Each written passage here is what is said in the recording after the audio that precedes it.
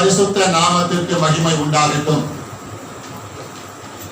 கடந்த வாரத்தில் என்ன தலைப்பிலே நான் கர்த்தருடைய வார்த்தையை பகிர்ந்து கொண்டேன் என்று சொல்ல முடியுமா? சத்தமாய் எங்களுடைய போராயுதங்கள் இல்லையா? ரெண்டு விதமா நம்ம பார்த்தோம். எங்களுடைய போராயுதங்கள், ஆவிக்குரிய போராயுதங்கள், அப்புறம் மாம்சத்துக்குரிய போராயுதங்கள். மாம்சத்துக்குரிய போராயுதங்கள் நம்மிலே விலகி விலகி ஆவிக்குரிய போராயுதங்கள் நமக்குள்ளே அதிகரிக்க வேண்டும். கவனிங்கள், இந்த வாரத்திலே ஐஸ்வர்யம் என்ற தலைப்பிலே கர்த்தருடைய வார்த்தையை என்ன செய்வோம்? தியானிப்போம். அதற்கு முன்பாக 2 கொரிந்தியர் புஸ்தகம் 8வது அதிகாரம் 1 - 3 வசனங்களை எடுத்துக்கொள்வோமா? 2 கொரிந்தியர் 8வது அதிகாரம் 1 - 3.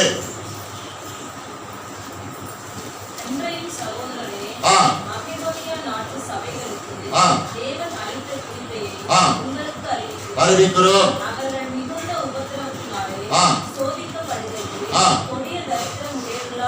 இருந்தும் உதாரத்துவமாய் கொடுத்தார்கள். அவர்கள் மிஞ்சியும்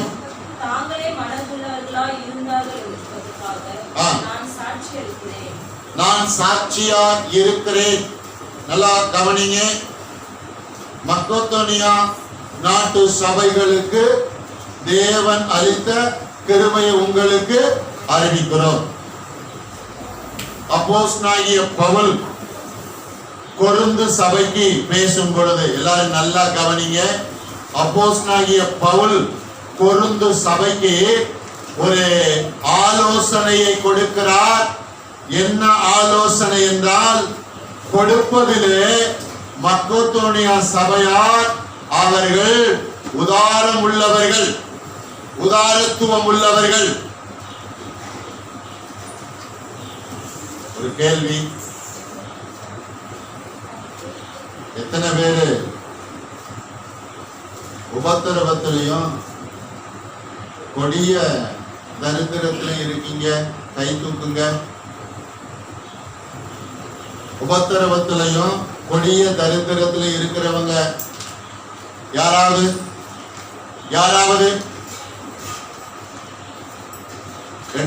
ரெண்டு வார்த்தை சொன்னேன்.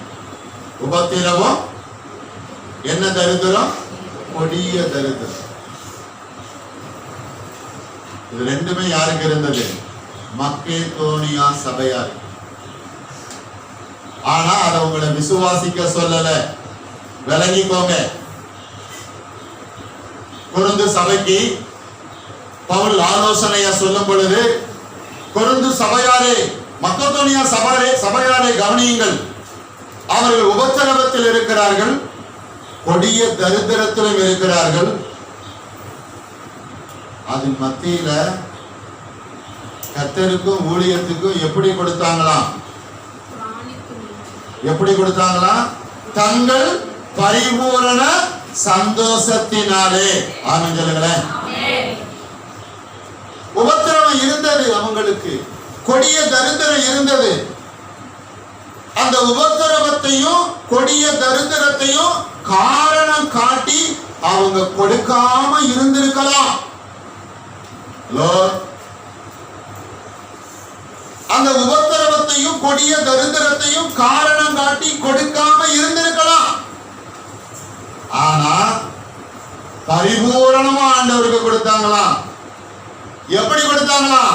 சந்தோஷமா கொடுத்தாங்களா? எத்தனை பேர் ஆனந்தத்துல போறீங்க?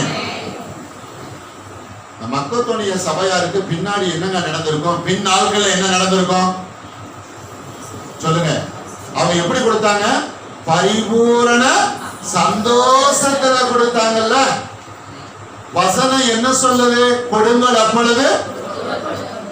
பின் நாட்கள்ல மக்கோதோனியா சபையாருடைய உபத்திரமும் மாறி இருக்கும், கொடிய தரித்திரமும் மாறி இருக்கும். அவங்க யாரா மாறி இருப்பாங்க? ஐஸ்வர்யவான்களா. புரிஞ்ச ஒரு ஆனந்தங்களேன். அதனாலதான் சொல்றோம், ஏழ்மை தேவனுடைய சித்தம் அல்ல, வறுமை தேவனுடைய சித்தம் அல்ல, தரித்திரம் தேவனுடைய சித்தம் அல்ல, கடன்பிடி தேவனுடைய சித்தம் அல்ல. அவைகளில் இருந்து நீங்கள் மீளவும் விடுதலை ஆகவும் அதற்காக தான் ஆண்டவர் கொடுக்கிற ஒரு நியமத்தை வைத்திருக்கிறார். உபத்திரவம் இருக்கலாம், பற்றாக்குறை இருக்கலாம், அதன் மத்தியிலே பரிபூரண சந்தோஷமா நீங்கள் விசுவாசத்தோடு வந்து விதைத்தால், நல்லா கவனிங்க, உங்களுக்கு தான் கர்த்தர் பேசுகிறார். நீங்கள் வளர்ச்சியை காட்ட வேண்டும். விசுவாசத்தோடு நீங்கள் கொடுக்கும் பொழுது, விதைக்கும் பொழுது கண்டிப்பாய் மாற்ற வரும், கண்டிப்பாய் மாற்ற வரும். 3வது வசனம், மேலும் அவர்கள் தங்கள் திராணிக்கு தக்கதாகவும் தங்கள் திராணிக்கு மிஞ்சியும் கொடுக்க தாங்களே மனதுள்ளவர்களாய் இருந்தால் என்பதற்கு நான் சாட்சியா இருக்கிறேன். எப்படி கொடுத்தாங்களா? மேலும் அவர்கள் தங்கள் திராணிக்கு, ஒரு காலகட்டத்தில் அவங்க திராணிக்கு தகுந்தபடி கொடுத்திருக்காங்க. இன்னொரு காலகட்டம் வரும்போது எப்படி கொடுத்தாங்களா? திராணிக்கு மிஞ்சி. காணிக்கை இன்னும் 10 ரூபாயில இருக்கீங்களா? எத்தனை ரூபாய்? கர்த்தருக்கு காணிக்கை எவ்வளவு? 10 ரூபாயில யாரு இருக்கீங்களா? யாருக்கும் உபத்திரவம் இல்லை, கொடிய தரித்திரம் இல்லை. புத்தி மாறினா எல்லாம் மாறிடும். என்ன மாறினா? புத்தி மாறினா எல்லாம் மாறிடும். கவனிங்க, 10ல் ஒரு பங்கு. ஆனா கிருபையின் நாட்களிலே 10ல் ஒரு பங்கு அல்ல. அதை என்ன செய்ய வேண்டும்? தாண்டி கொடுக்க வேண்டும். கர்த்தருக்கு ஸ்தோத்திரம். கொடுத்தால் கர்த்தர் அதை நிச்சயமாக வைத்துக் கொள்ளுகிறவர் அல்ல, மடமடங்காய் பெருக்கி திருப்பி தருவார். பிசாசு உங்கள் மனதிலே பல காரணங்களை காட்ட சொல்லுவான். ஏன் தெரியுமா? நீங்கள் ஐஸ்வர்யவான்களாய் மாறுவது, செல்வ சீமான்களாய் மாறுவதை ஒரு நாளும் பிசாசு என்ன செய்ய மாட்டான்? விரும்பவே மாட்டான். அப்படின்னா எதை அவன் விரும்புறான்? நீங்க தரித்திரத்திலே இருக்கிறத, வறுமையில இருக்கிறத, நெருக்கடியில இருக்கிறத, பற்றாக்குறையில இருக்கிறத, கடல்ல இருக்கிறத விரும்புறான். அதான் பிசாசின் தந்திரங்களை நீங்கள் விளங்கிக் கொள்ளுங்கள். கர்த்தருக்கு ஸ்தோத்திரம். வேகமான ஒரு காரியத்தை மட்டும் நான் சொல்லி முடிக்க போறேன். வசனத்தை எடுக்கல. ஏழை விதவை தன்னிடத்துல எத்தனை காசு இருந்தது? சத்தமா பேசுங்க, சத்தமா பேசுங்க. எத்தனை காசு? ஏசுநாதர் உட்கார்ந்து இருக்கிறார். வரிசையா காணிக்கப்பட்டியில் என்ன போடுறாங்க? அநேகர் தங்களிடத்தில் இருந்ததில் இருந்து என்ன செய்தார்கள்? எடுத்து போட்டார்கள். இப்போ உதாரணத்துக்கு பாருங்க, 500 ரூபாய் கட்டு, ஒரு கட்டு வச்சிருக்காங்க வச்சுக்கோங்க. அதுல எத்தனை தாள்? ஒரு தாளை உருவி போட்டாங்க. 99 தாளை எங்க வச்சுக்கிட்டாங்க? உள்ளே. இப்ப 200 ரூபாய் கட்டுன்னு வச்சுக்கோங்க. ஒரு 2-3 தாளை உருவி போட்டுட்டு மற்றதை வச்சுக்கிட்டாங்க. அதே மாதிரி 100 ரூபாய் கட்டுல ஒரு 10 தாளை உருவி போட்டு மிச்சத்தை வச்சுக்கிட்டாங்க. இந்த ஏழை விதவை அவ வச்சிருந்தது 2 காசு. இப்படி வச்சிருக்கு. இப்படி பாருங்க, ஒரு கற்பனைக்கு வச்சுக்கலாம். ஆமா, அவர் 10 ரூபாய் காயின் 2 காயின் தான் வச்சிருக்கா. அந்த 10 ரூபாய் காயின் 2 காயினை தவிர மொத்தம் 20 ரூபாய். அதை தாண்டி அவர்கிட்ட என்ன இல்லை? பணம் இல்லை, காசு இல்லை. இருக்கிறத எடுத்து என்ன பண்ணிட்டா? அப்படியே போட்டுட்டா. இதை எதை காட்டுது? என்ன நினைக்கிறீங்க? என்ன அவசரப்பட்டு போட்டா போறைய?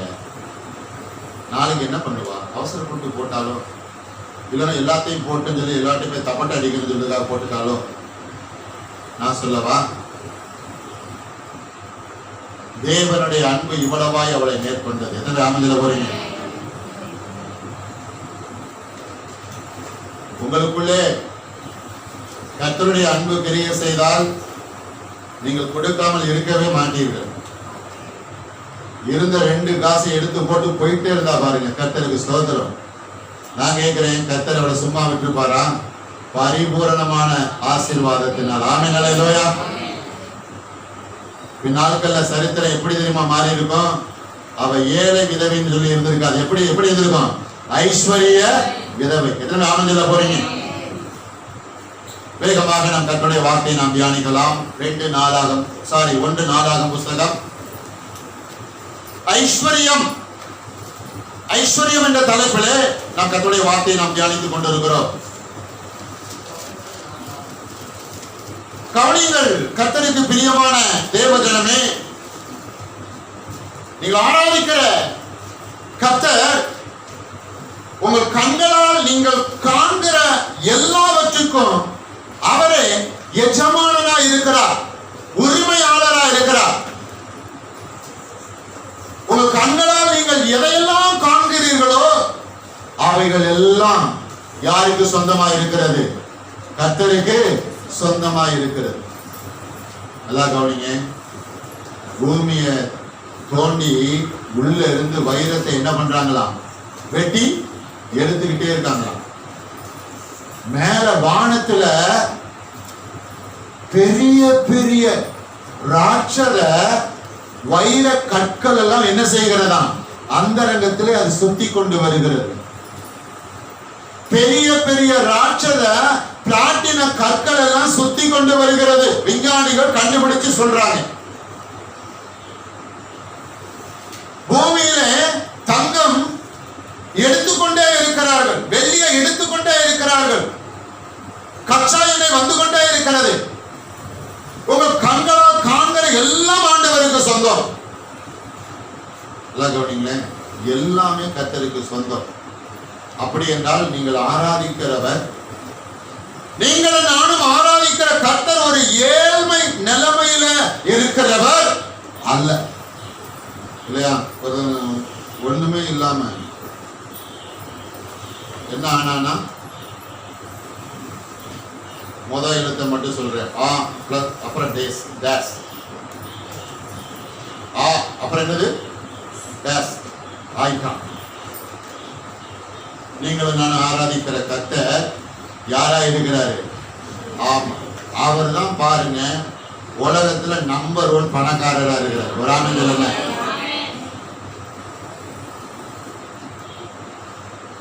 எல்லா கிரகத்துக்கும் பாருங்க நம்ம கர்த்தர் தான் யாரா இருக்கிறாரு? ஓனரா இருக்கிறாரு. எத்தனை ஆமென் சொல்ல போறீங்க? நீங்கள் அவருடைய பிள்ளைகள். உங்கள் எண்ணங்கள் தேவனுடைய எண்ணங்களை போல என்ன செய்யட்டும்? மாறட்டும். உங்கள் எண்ணங்களை நீங்கள் விசாலமாக்குங்கள். உங்கள் மனதிலே குறுகிய எண்ணங்களை எடுத்து வெளியே போடுங்கள். தேவன் எப்படி எல்லாவற்றுக்கும் உரிமையாளராக இருக்கிறாரோ அதே போல நான் எல்லாவற்றுக்கும் எப்படி இருப்பேன்? உரிமையாளராக இருப்பேன். இந்த பூமியை நான் தன்வசப்படுத்திக் கொள்ளுவேன். எனக்கு என்னென்னலாம் தேவை அதையெல்லாம் தன்வசப்படுத்திக் கொள்ளுவேன். பாருங்க, இப்படிப்பட்ட எண்ணங்களை மனதிலே என்ன செய்ய வேண்டும்? நிரப்பிக் கொள்ள வேண்டும்.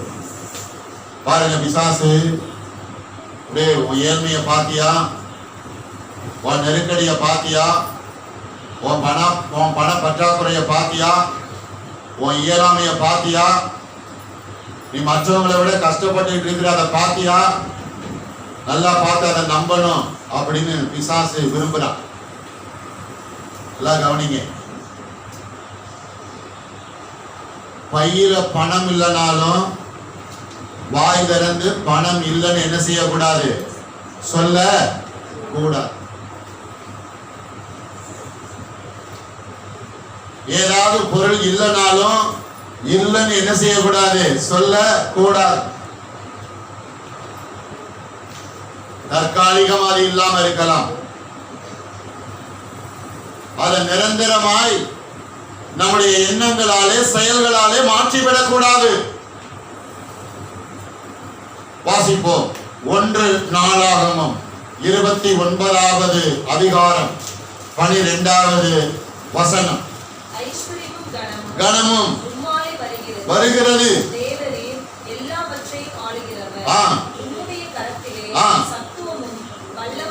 உண்டு.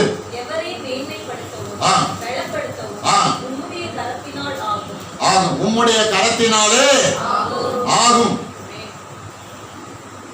எவரையும் பலப்படுத்தவும் எவரையும் மேன்மைப்படுத்தவும் பலப்படுத்தவும் உடைய கரத்தினாலே ஆகும். எத்தனை ஆமென் போறீங்க?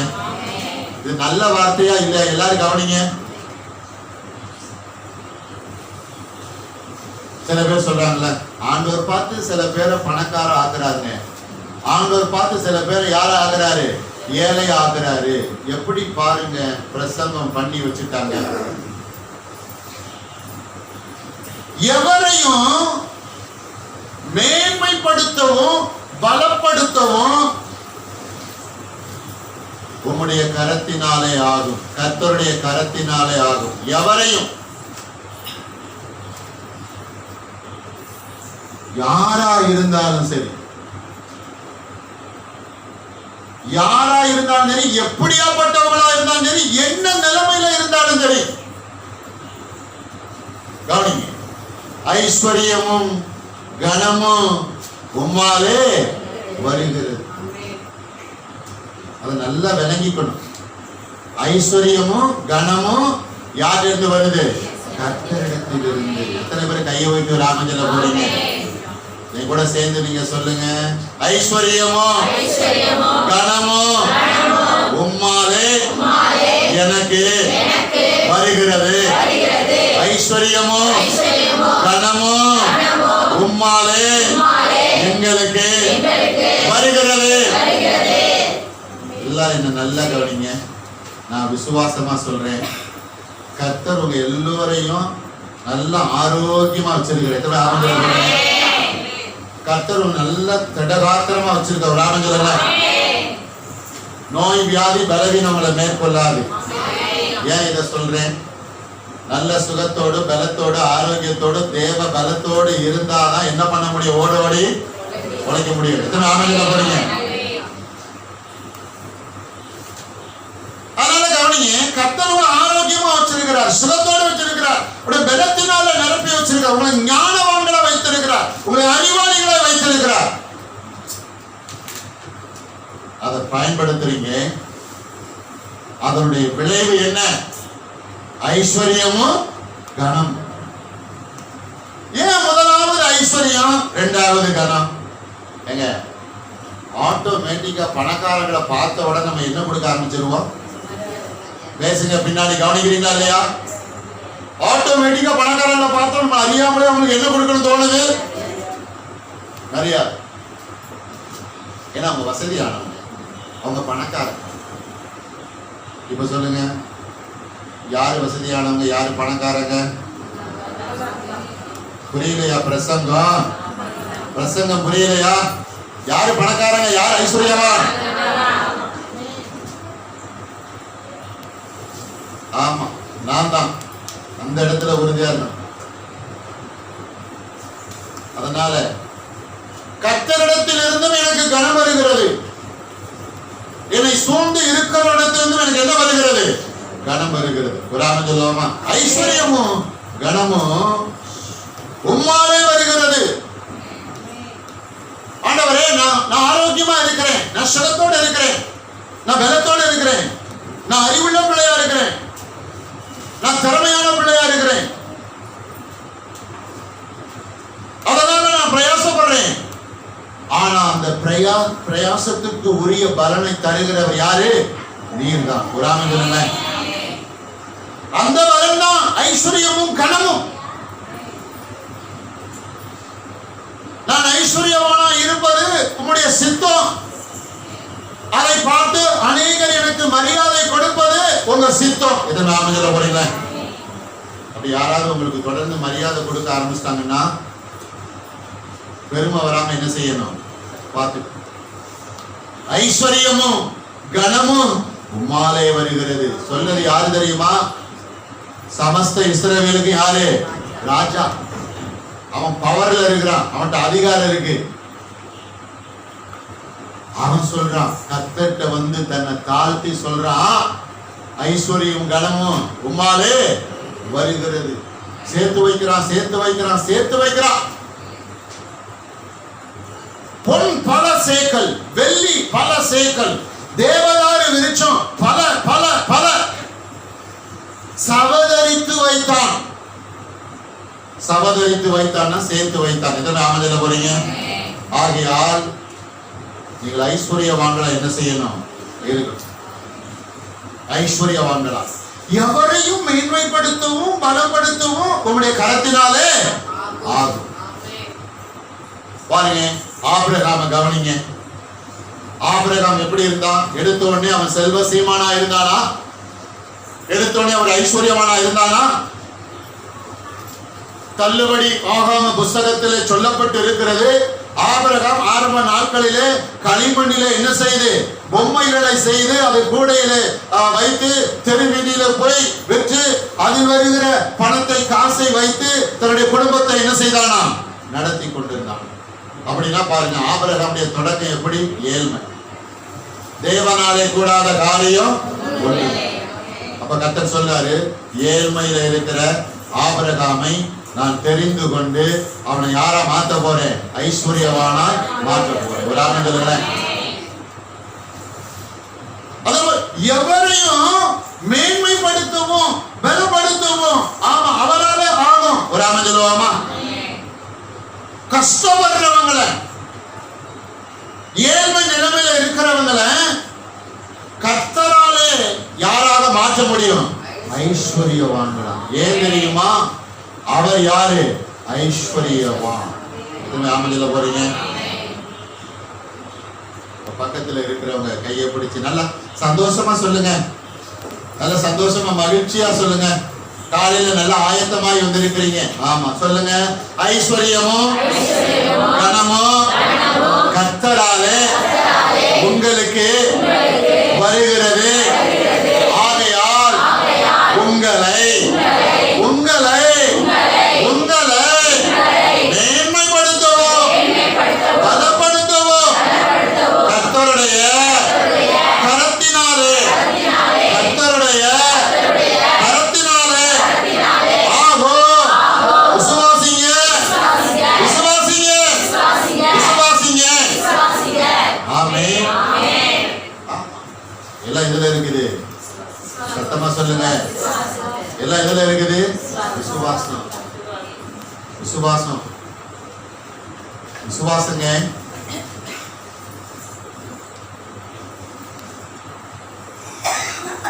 பாருங்க, இஸ்ரவேல் ஜனங்கள் எகிப்துல இருக்கும் போது, அடிமைத்தனத்துல இருக்கும் பொழுது அவங்க ஏழ்மை நிலைமையில இருந்தாங்க.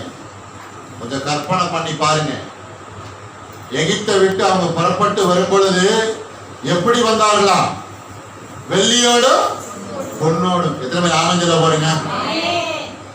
அவன் டன் கணக்குல வெள்ளியும் பொண்ணு என்ன பண்றான்? எகிப்துல இருந்து அள்ளிக்கிட்டு வர்றான். இப்ப நீங்க கவனிங்க, இப்ப எப்படி இருக்க நிலைமை? வெள்ளியும் பொண்ணும் அள்ளுற மாதிரி இருக்கா? அதோ கவனிங்க. வெள்ளியும் பொண்ணும் அள்ளுற மாதிரி இருக்குதா? இல்லைங்க.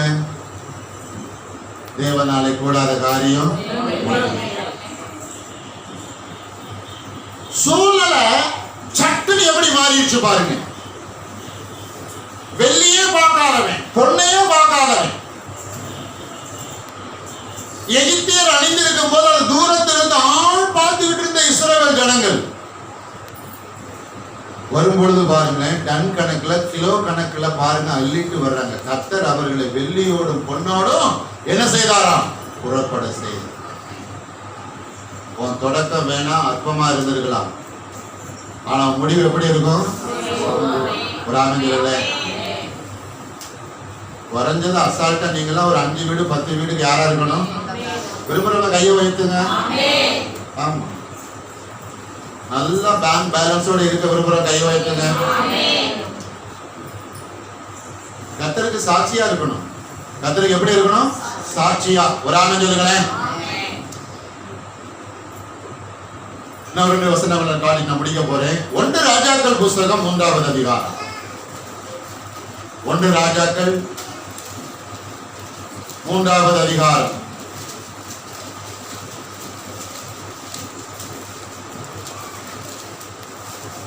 பதிமூன்றாவது வசனம், அப்புறம் 9வது வசனம். 1 ராஜாக்கள் 3வது அதிகாரம் 13:9. இதுவும் அன்றி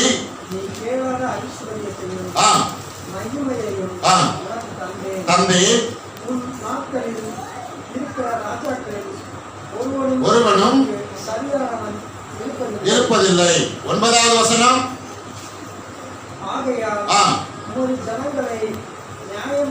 விசாரிக்கவும் வகையறுக்கவும் தந்தரலும்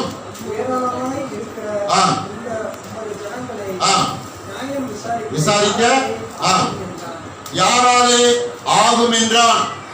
எல்லாரும் எடுத்துக்கொண்டீங்களா? 1 ராஜாக்கள் 3வது அதிகாரம் 13:9 வசனங்கள் பாருங்க. தாவீதின் குமாரன் சாலமோன் தாவீதுக்கு அடுத்தபடியாய்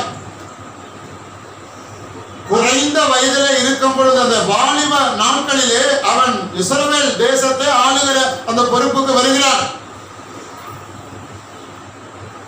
பாருங்க, அவன் கேட்கிற கர்த்தனை போய் கேட்கிறான், எண்ணிக்கை கடங்காத இந்த ஜனங்களை நடத்துவதற்கு எனக்கு என்ன தாரும்? ஞானத்தை. பாருங்க, ஞானத்தை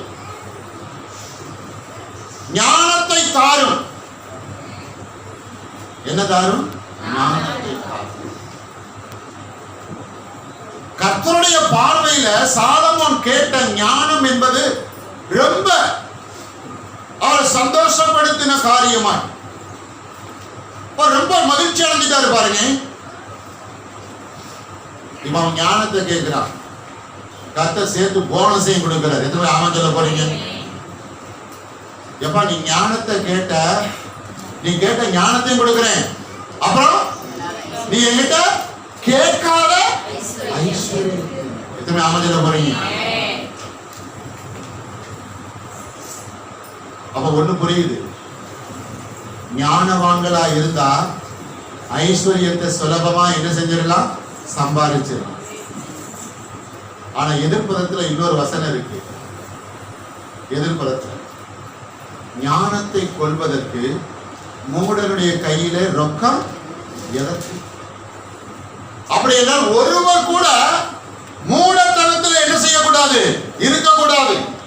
ஒருவர் கூட அறியாமையில இருக்கக்கூடாது. நான் பேசுறது எத்தனை பேருக்கு புரியுது? எனக்கு இந்த விஷயம் தெரியலங்க அப்படின்னு கர்த்தருடைய பிள்ளைகள் யாரும் இருக்கக்கூடாது. கர்த்தருடைய பிள்ளைகள் எல்லா விஷயத்தையும் தெரிந்த விசேஷமானவர்களா இருக்கணும். விரும்புறவங்க கைவிட்டு ராமங்கள உங்க பக்கத்துல கையை கொடுத்து உங்க முகத்தை பார்த்து சொல்லுங்க, நீங்க அனைத்து காரியங்களையும் புரிந்த விசேஷமான பிள்ளை. நீங்கள் அனைத்து காரியங்களையும் அறிந்த தெரிந்த புரிந்த கர்த்தருடைய பிள்ளை. எல்லாம் தெரிஞ்சிருக்கணும். விளங்குதா? எல்லாம் தெரிஞ்சிருக்கணுங்க. அதனால ஆண்டவர்கிட்ட போய், ஆண்டவரே ஞானத்தினால என்ன செய்யும்? நிரப்பும். எத்தனை பேர் கேட்க போறீங்க? ஒரு காரியத்தை செவ்வையாய் செய்து முடிப்பதற்கு ஞானமே பிரதானம். புரிஞ்சுக்கிறாங்க? ஒரு காரியம்னா ஒரு காரியமா? ஒரே ஒரு காரியமா? எல்லா காரியத்தையும் சரியா செய்வதற்கு என்ன தேவைப்படுது? ஞானம். ஞானத்தில் பல ஞானங்கள் இருக்கிறது. லௌகீகமான ஞானம், உலக ஞானம், இன்னும் சில ஞானம். நான் சொல்வது கர்த்தருடைய ஞானம். எத்தனை ஆனந்த கர்த்தருடைய ஞானம், அவருடைய வசனம், அவருடைய வார்த்தை கொடுக்கிற ஞானம். அப்படின்னா சாலமோன் ராஜா கேட்ட ஞானம் என்ன? அது கர்த்தருடைய ஞானத்தை. உம்முடைய ஞானத்தை எனக்கு தாரு. ஐஸ்வர்யத்தை சேர்த்து கொடுக்கிறார். ஒரு ஆமஞ்சல. ஏன்னா இந்த இஸ்ரவேல் ஜனங்களுக்கு முன்னாடி, ஆமா நான் உன்னை யாரா நிறுத்தி இருக்கிறேன்? ராஜாவா. அதனால அவங்கள காட்டிலும் நீ தான் யாரா இருக்கணும்? ஐஸ்வர்யவானா. ஒரு ஆமஞ்சல. தேவன் எப்போதும் சரியாக திட்டமிடுகிறவர். எத்தனை அமைஞ்சல போறீங்க? தேவன் எப்போதும் சரியாக யோசிக்கிறவர், அவர் சரியாக திட்டமிடுகிறவர், அவர் சரியாக செயல்படுகிறவர், செயல்பட வைக்கிறவர். எத்தனை பேர் செயல்பட விரும்புறீங்க? பின்னாடி கவனிங்க. எத்தனை பேர் செயல்பட விரும்புறீங்க? சாலமோனுக்கு ஐஸ்வர்யம் தேவைப்பட்டு, ஏன்னா அவங்க அப்பா தாவீதை கர்த்தர் அப்படி வச்சு பழக்கிட்டாரு. காசு பணத்துல நல்லா பழங்கினவங்க லேசா குறையும் போது ஆட்டோமேட்டிக் என்ன வரும்? ஒரு ஃபீலிங் வரும். அது பழக்கமாயிரு. எப்பா உங்க அப்பாவை ஐஸ்வர்யாவை வச்சு பார்த்துட்டு அவனும் ஐஸ்வர்யாவை இருந்து பழகிட்டான். அதனால நீ குறைவா இருந்துடக்கூடாது, அவனை போல இருக்கணும், இல்லைன்னா அவனை மிஞ்சி இருக்கணும். ஒரு ஆமென் சொல்லுங்களேன். கர்த்தருக்கு ஸ்தோத்திரம். நீங்க ஐஸ்வர்யவான்களா இருக்கணும். உங்க பிள்ளைகள் உங்களை காட்டில எப்படி இருக்கணும்? ஐஸ்வர்யவான். எதிர அமைஞ்சல போறீங்க. எல்லாரும் வலது கையை உயர்த்துங்க. எவ்வளோ சேர்ந்து சொல்லுங்க. நான் ஐஸ்வர்யவானா இருப்பேன். என்னுடைய பிள்ளைகள் என்னை காட்டிலும் ஐஸ்வர்யவான்களா, என்னை காட்டிலும் ஐஸ்வர்யவான்களா இருப்பார்கள். ஆமென். அல்லேலூயா.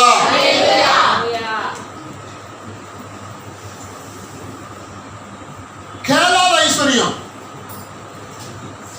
சாலமோன் ஐஸ்வர்யத்தை கர்த்தர்ட்ட கேட்கல, ஆனா ஆல்ரெடி ரெடியா கர்த்தர்ட்ட என்ன இருக்குது? ஐஸ்வர்யம் இருக்குது. ஒரு ஆமென் சொல்லுங்களேன். எவ்வளவு நாளும் கொடுப்பாரு. எத்தனை பேர் ஆமென் சொல்ல போறீங்க? வறுமை என்னுடையது அல்ல, தரித்திரம் என்னுடையது அல்ல, பற்றாக்குறை என்னுடையது அல்ல, நெருக்கடி என்னுடையது அல்ல, கடன்பிடி என்னுடையது அல்ல.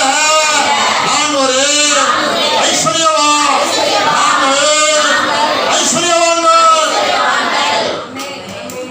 முன்னாடி பிசாசு குறைவையோ நெருக்கடியோ பற்றாக்குறையோ அப்படியே காட்டும் பொழுது அதை நம்பாம, பல நேரம் நம்புறீங்க, அதை நம்பாம உடனே சொல்லணும். என்ன சொல்லணும்? நான் ஒரு ஐஸ்வர்யவான். என்ன அமைஞ்சல போறீங்க? நான் சொல்லலங்க, பரிசுத்த வேதாகமம் சொல்லுகிறது. எத்தனை அமைஞ்சல போறீங்க? பரிசுத்த வேதாகமம் சொல்லுகிறது. சொல்லணும். நான் குறைவில் இருப்பது தேவனுடைய சித்தம் இல்லை. நான் நிறைவாக வாழும்படி எனக்காக ஆண்டவராகிய இயேசு கிறிஸ்து சிலுவையிலே சில மணி நேரம் என்ன ஆனார்? குறைவுள்ளவர். நான் ஐஸ்வர்யவானாய் வாழும்படி எனக்காக ஆண்டவராகிய இயேசு கிறிஸ்து கல்வாரி சிலுவையில் எப்படி தொங்கினார்? தரித்திரமாய். புரிஞ்சு ஒரு ஆமென் சொல்லுங்க. இந்த அறிக்கை கூட சேர்ந்து நம்ம பண்ணலாம். எவ்வளவு சேர்ந்து? நான் ஐஸ்வர்யவானாய் வாழும்படியாக எனக்காக இயேசு சிலுவையில் தரித்திரமாய் தொங்கினார். ஆமென். அல்லேலூயா. அல்லேலூயா. அல்லேலூயா. அப்ப யோசிக்கணும், சிந்திக்கணும். இயேசுநாதரும் சிலுவையில தரித்திரத்துல தொங்கி நானும் இன்னைக்கு தரித்திரத்துல இருக்கணுமா? அப்படின்னா இயேசுநாதர் சிலுவைக்கு போனதுக்கு என்ன காரணம்? அப்ப விளங்கணும், புரியணும். ஓ, எல்லா தரித்திரத்தையும் சார்பாக இயேசு சிலுவையில என்ன பண்ணிவிட்டார்? சுமந்து என் தரித்திரத்தை அவர் வாங்கி கொண்டு அவரிடத்தில் இருந்த ஐஸ்வர்யத்தை எனக்கு என்ன செய்து விட்டார்? கொடுத்து விட்டார். உங்க பக்கத்துல இருக்கிறவங்க கையை பிடிச்சி முகத்தை பாருங்க. நல்ல முகத்தை பார்த்து நல்லா சிரிச்சு சொல்லணும். யாரும் டக்குனு ஜாயின் பண்ணுங்க. யாரும் கையை பிடிக்காம இருக்காதீங்க. கைக்கு பதிலாக பாருங்க. கைதான் கத்தருக்கு சொல்ற. கையை பிடிங்க. உங்களுடைய தரித்திரத்தை இயேசு சிலுவை மூலமா வாங்கிக் கொண்டு அவரிடத்தில் இருந்த ஐஸ்வர்யத்தை உங்களுக்கு கொடுத்து விட்டார். அதை நீங்கள் பெற்றுக்கொண்டீர்கள்.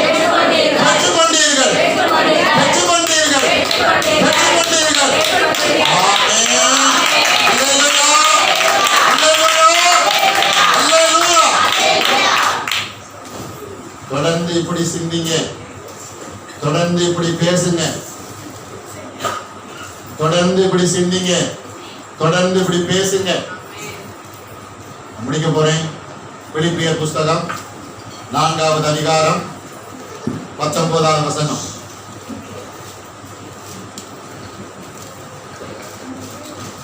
அதாவது சொல்லுவாங்கல்ல,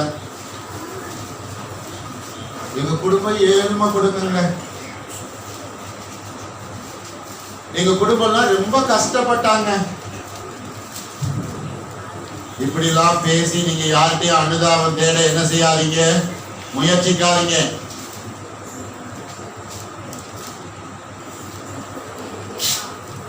கவனிங்க, நான் சொல்றேங்க, என் குடும்பம் முன்னாடி ஏழ்மையான குடும்பம். ஏன்னா அவங்க இயேசுவை அறியல, நாங்க யாரை அறிந்திருக்கிறோம்? இயேசுவை அறிந்து. உதாரணம் சொல்றேன், அதனால நாங்க ஏழ்மையில இருக்க மாட்டோம். நான் ஏழ்மையில இருக்க விரும்பவில்லை. அவங்க கஷ்டப்பட்டு இருக்கலாம், ஆனா இன்னைக்கு நாங்க கஷ்டப்படுறது அவசியம் இல்ல. விரும்புறவங்க கையெழுத்து ஆரம்பிச்சுக்கிறேன். சூழ்நிலைகள் மாறுகிறது. கர்த்தர் உங்களை டாப் லெவல்ல கொண்டு வர விரும்புகிறார். எதிர்பார்க்கிறவங்க கையெழுத்து ஆரம்பிச்சுக்கலாமா? ஒருத்தர் சொன்னாரு, ஒரு ஒரு ஒரு தேவ மனிதர் சொன்னார், நல்லா கவனிங்க, தெருக்கோடியா இருந்த என்ன ஆண்டவர் இப்ப எப்படி ஆகிட்டாரா? பல கோடிக்கு அதிபதியா. ஆரம்பிச்சுங்களேன். தெருக்கோடியா இருந்த என்ன கர்த்தர் பல கோடிக்கு யாரா மாத்திட்டாரா? ஆமா, அதிபதியா என்ன செஞ்சிட்டாரா? மாத்திட்டாரா. பாருங்க, பிலிப்பியர் 4வது அதிகாரம் 19வது வசனத்தை பார்த்துட்டு படிக்க போறோம். என் தேவன் எல்லாம் கவனியுங்கள். அப்போஸ்தலனாகிய பவுல் இதை பார்த்து நம்ம முடிக்கலாம். என் தேவன் தம்முடைய ஐஸ்வரியத்தின்படி உங்கள் குறைவுகளை எல்லாம் கிறிஸ்து இயேசுவுக்குள் மகிமையில என்னாக்குவாராம்? மகிமையிலனா நல்லா கவனிங்களேன், மேல இருந்து என்ன பண்ணுவாராம்? அனுப்பி அனுப்பி அனுப்பி என்ன ஆகுவாராம்? நிறைவா.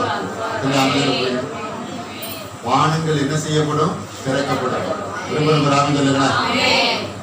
மல்கியா 3:10 வாசிக்கிறோம்ல, அவர் வானத்தின் மதகுகளை திறந்து என்ன செய்வார்? ஆசீர்வதிப்பார். ஒரு ஆனந்தங்களேன். என் தேவன் தம்முடைய ஐஸ்வரியத்தின்படி, அவருடைய ஐஸ்வரியத்தின்படி, அவருடைய ஐஸ்வரியத்திலிருந்து எடுத்து உங்கள் குறைவுகளை எல்லாம் எப்படி ஆக்கிடுவாரா? அவருடைய ஐஸ்வரியத்திலிருந்து எடுத்து உங்கள் தேவைகளை எல்லாம் என்ன செய்வாரா? சந்திப்பார். எதுவுமே ஆனந்தில போறீங்க.